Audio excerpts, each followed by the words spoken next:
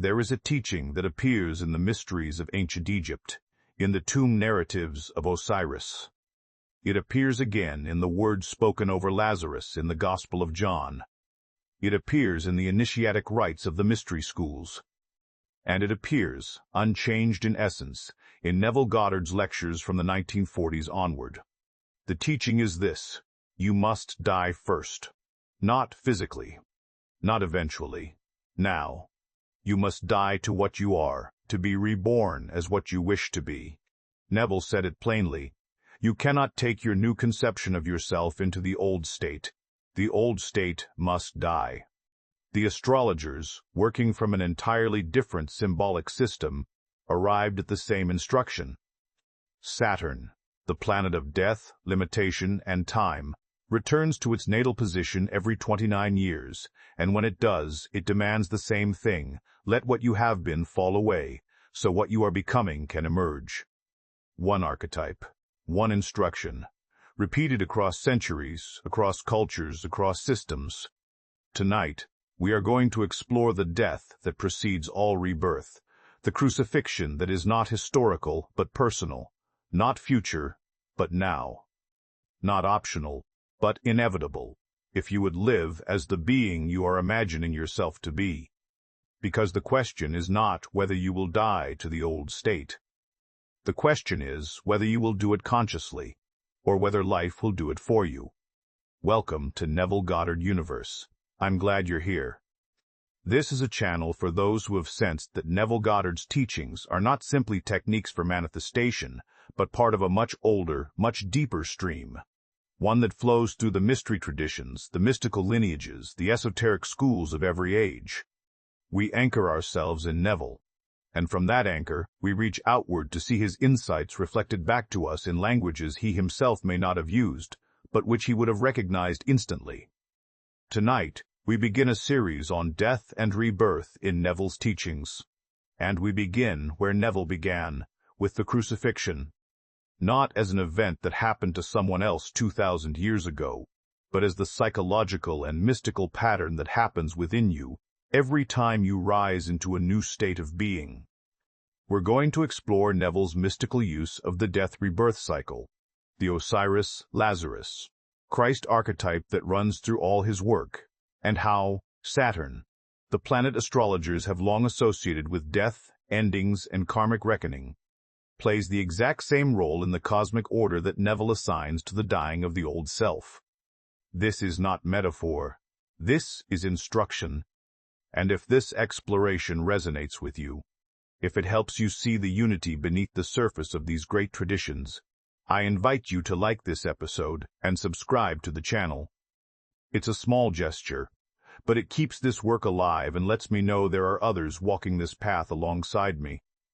I'm deeply grateful for every mind that joins us here. Let's begin.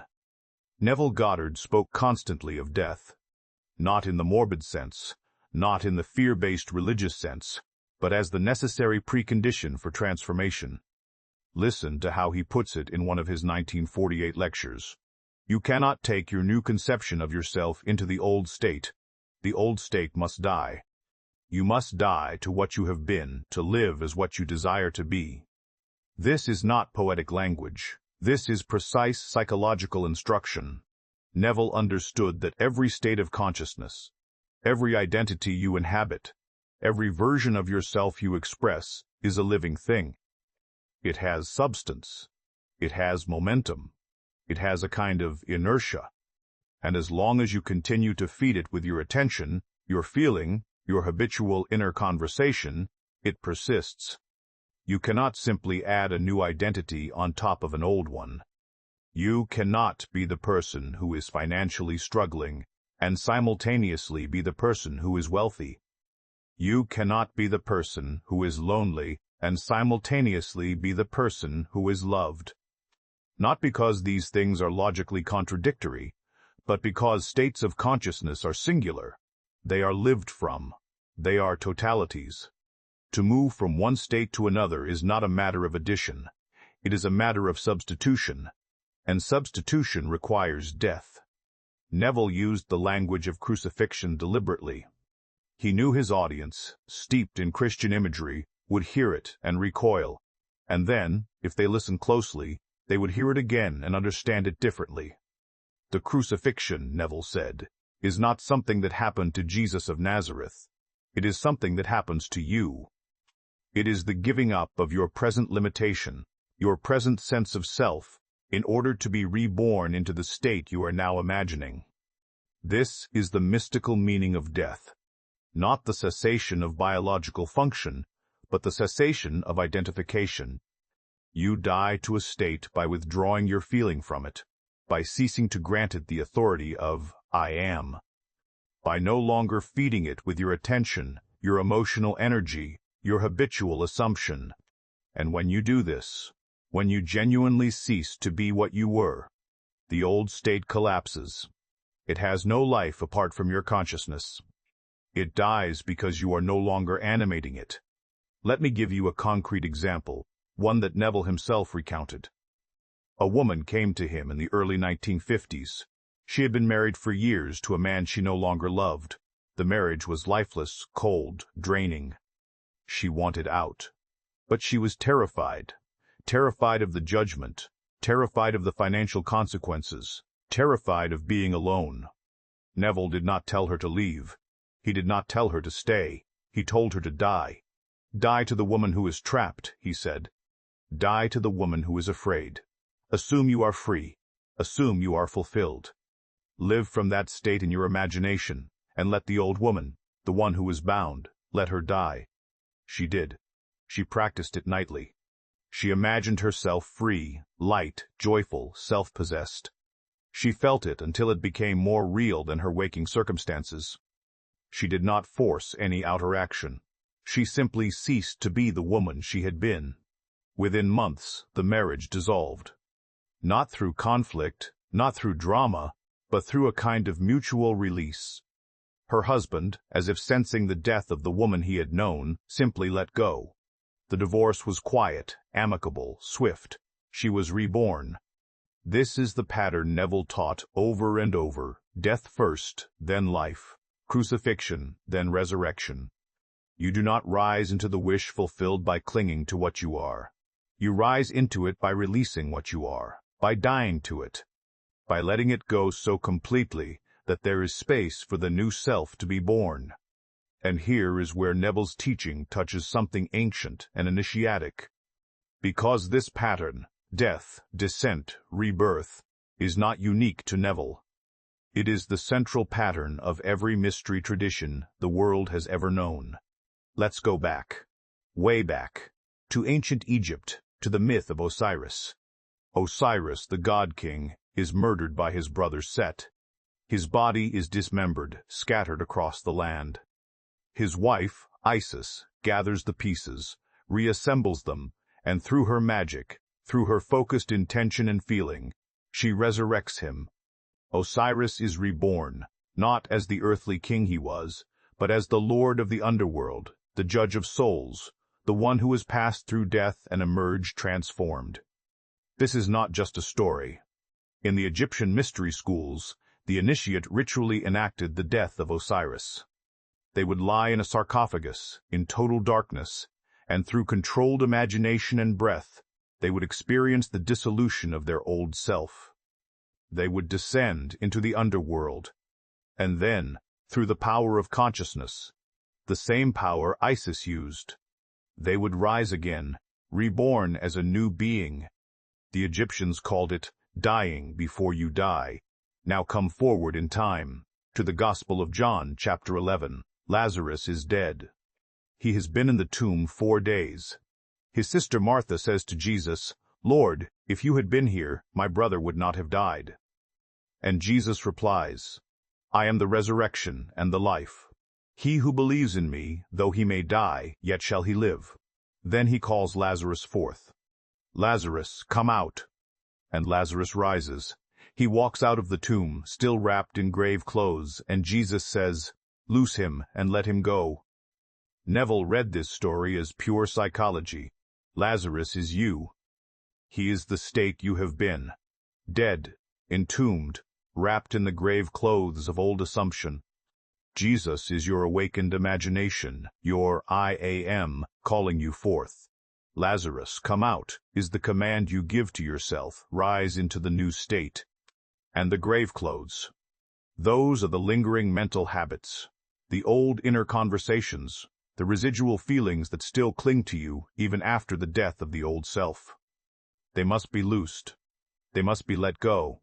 Neville said it plainly, you are Lazarus. You have been dead in the state you no longer wish to occupy. And now you are being called forth into the new. But you must leave the grave clothes behind. Same pattern, same instruction. Die to the old. Descend into the tomb of imagination, where the old self is dissolved. Then rise, called forth by your own I am, into the state you have chosen. And then, finally, we come to Christ. Neville's entire teaching rests on the understanding that Christ is not a person. Christ is a state of consciousness. Christ is the awakened imagination, the I am, that realizes it is one with the Father, with consciousness itself. The crucifixion of Christ is the giving up of limitation. The tomb is the Sabbath, the silence, the imaginative act in which the old self dies and the new self is prepared. And the resurrection is the inevitable result. The outer world rearranges itself to reflect the inner transformation. Neville said, the story of Jesus Christ is your story. You are crucified daily in your limiting beliefs. You descend into the tomb of your imagination, and you rise again every time you assume the feeling of the wish fulfilled. Osiris-Lazarus-Christ. One archetype, one instruction. You must die first. Now, let's bring in a voice from an entirely different tradition, one that Neville never explicitly named, but which speaks the same truth in a language of celestial cycles and cosmic timing. Astrology. Specifically, Saturn. In the symbolic language of astrology, Saturn is the planet of death. Not literal death, though it can coincide with endings of all kinds, but the death of what has outlived its purpose, the death of illusions, the death of false structures, the death of the self you thought you were. Saturn is cold. It is slow. It is the force that says, this far and no farther.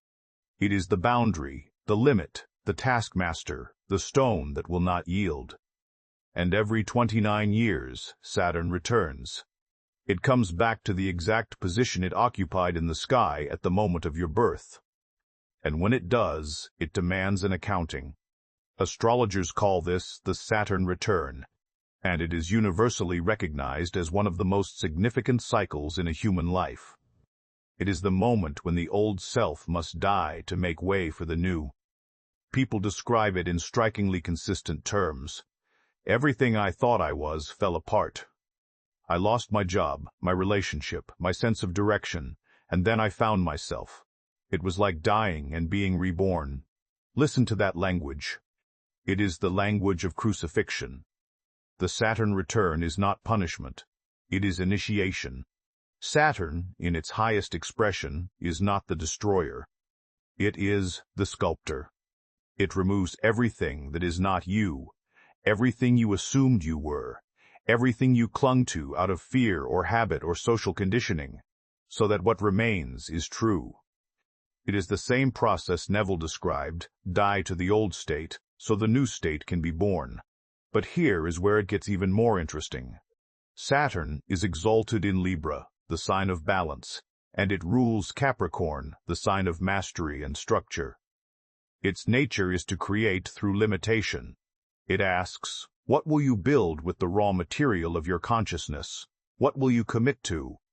What will you become now that the illusions have been stripped away? Neville taught the exact same thing, though he used different language. He said, you must die to the old concept of self, and you must assume the new. But the new must be definite. It must be specific. It must be lived from, not wished for. Saturn demands the same thing. It does not reward vague longing. It rewards conscious assumption, sustained over time, disciplined and deliberate. The Saturn return is the cosmic version of Neville's instruction. Die to who you were. Assume who you are becoming, and hold that assumption until the outer world reflects it back to you. You see the convergence? Neville, working purely from consciousness and scripture, arrives at a teaching of death and rebirth. The astrologers, working from the cycles of the heavens, arrive at the same teaching. The Egyptians, the mystery schools, the gospel writers, all of them telling you the same thing. You must die first, not someday, not symbolically in some distant sense. Now, in your imagination, in your feeling, in your I am. So how do you do this? How do you die to the old state consciously, deliberately, so that the new state can be born? Neville gave us the method. It is simple, but it is not easy. It requires something most people are unwilling to give, the surrender of what you are. Let me walk you through it. First, you must identify the state you are in, not vaguely, not in general terms, specifically. What is the self-concept you are currently occupying? What is the I am statement that governs your experience right now? For example, I am struggling financially. I am unloved. I am overlooked. I am trapped. Write it down if you need to. Say it aloud, not to reinforce it, but to see it clearly. You cannot die to what you have not named. This is your Lazarus. This is the state that is entombed. Second, you must choose the state you wish to occupy. Again, be specific. Not, I want to be happy. Not, I want more money. What is the I am statement of the new state? I am financially free. I am deeply loved. I am seen and celebrated. I am sovereign. This is your resurrection. This is the state you are calling yourself into. Third, and this is where the death occurs. You must withdraw all feeling from the old state. This is not suppression. This is not denial. This is a conscious act of de-identification. When the old inner conversation arises, I am struggling, I am alone, I am limited. You do not fight it. You do not argue with it. You simply observe it as something that is no longer you. You say quietly within yourself, that is not who I am. That is who I was. And you let it die. You do not feed it with your attention. You do not grant it the authority of your I am. You let it fade, the way a plant fades when you stop watering it. This is the crucifixion. This is the giving up of the old self. Fourth, you assume the new state. You do this in imagination, using Neville's method of state akin to sleep, SATS. At night, as you are drifting toward sleep, you construct a scene that implies the fulfillment of the new state, a scene that could only happen if you were already the person you are choosing to become. If the new state is, I am financially free, you might imagine a friend congratulating you on your success. You feel their hand on your shoulder. You hear the warmth in their voice. You feel the ease in your body, the sense of having more than enough. If the new state is, I am deeply loved, you might imagine lying beside someone who cherishes you. You feel their presence. You hear their breathing. You feel the warmth of their affection as if it were happening now. You loop this scene gently until the feeling of it saturates you, until it feels more real than the bed you are lying in. And then you fall asleep in that feeling. This is the tomb. This is the Sabbath. This is the silence in which the old self dissolves and the new self is prepared. You do this night after night, not as a technique you are performing, but as the person you are becoming. And as you do this, something shifts. The old state loses its grip. The new state becomes natural, familiar, inevitable. You die to one, you are reborn into the other. And the outer world. Because the world is yourself pushed out. Because consciousness is the only reality. The outer world reflects the change. This is not magic. This is law. Neville called it the law of assumption. The mystery schools called it initiation. The astrologers call it the Saturn return. But it is the same process. You must die first. Let's step back now and ask the larger question.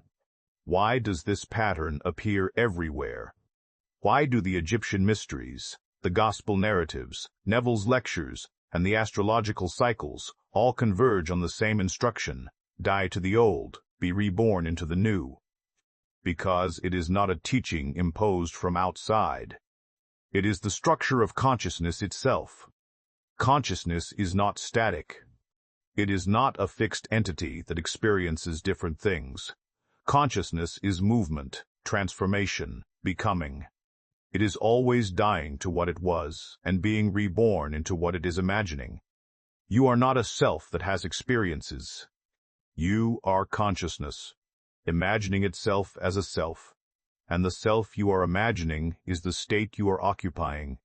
When you change the state, you change the self, and the old self does not linger. It does not coexist with the new. It dies. This is why the pattern repeats across every tradition. The Egyptians understood it.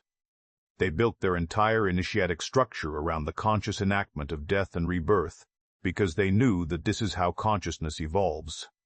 The mystery schools of Greece, the initiates of Eleusis, the followers of Dionysus, they all practiced the same thing. They descended into the underworld, into the darkness of the unknown self, and they emerged transformed. The Gospel writers encoded it into the story of Christ, because Christ is not a biography. Christ is a blueprint. It is the pattern of transformation made into narrative, so that anyone, in any age, could read it and recognize themselves. Neville decoded that narrative and gave it back to us in practical terms. He stripped away the historical overlay and said, "This is you. You are the crucified one. You are the resurrected one. You are the I am that dies to limitation and rises into the wish fulfilled."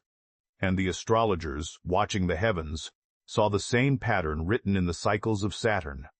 Every 29 years, the old self dies and the new self is born. Not because the planets cause it, but because the planets reflect it. As above, so below. The outer mirrors the inner. This is what it means to say that all these traditions are one tradition. They are not saying the same thing because they copied each other. They are saying the same thing because they are all pointing to the same truth. Consciousness transforms through death and rebirth, and you are consciousness. You are not a victim of this process. You are the one who enacts it. Every time you assume a new state, you are crucifying the old self and resurrecting the new. Every time you fall asleep in the feeling of the wish fulfilled, you are entering the tomb and emerging transformed. Every Saturn return, every initiatic ordeal, every dark night of the soul, these are not punishments. They are invitations. They are consciousness saying to itself, "It is time. Let go of what you were, die to it, and rise." You clicked on this episode because you saw the words, "You must die first." And now you know what they mean. Not the death that ends life, but the death that makes life possible. The death of the old state. The crucifixion of the limited self. The surrender of who you were, so that who you are becoming can be born. Neville taught this from the beginning. The Egyptians practiced it in the mysteries. The Gospel writers encoded it into the story of Christ. The astrologers recognized it in the cycles of Saturn. One truth, many languages. If this exploration has meant something to you, if it has illuminated something you have always sensed but never quite named, I invite you to like this episode and subscribe to the channel. It's a small thing, but it tells me there are others walking this path, and I am deeply grateful for every mind that joins us here. Tonight, before you sleep, I want you to do something simple. Name the state you wish to die to. Say it clearly in your mind. I am letting go of being the person who struggles. I am letting go of being the person who is alone. I am letting go of being the person who is unseen. And then, in imagination, assume the state you wish to be born into. Feel it. Let it fill you. Fall asleep in that feeling. That is the tomb. That is the Sabbath. That is where the old self dies and the new self is made. You do not need to know how the resurrection happens. You only need to die consciously and let the law do the rest. The law is faithful. It has never failed. It will not fail you. This is part 1 of a series, and we are only beginning. There is so much more to explore. The role of the void, the descent into hell, the alchemical stages of transformation, the astrology of Pluto and the underworld. But for now, you have the foundation, you have the pattern, you have the practice. Die to the old, be born into the new. The crucifixion is yours. And so is the resurrection.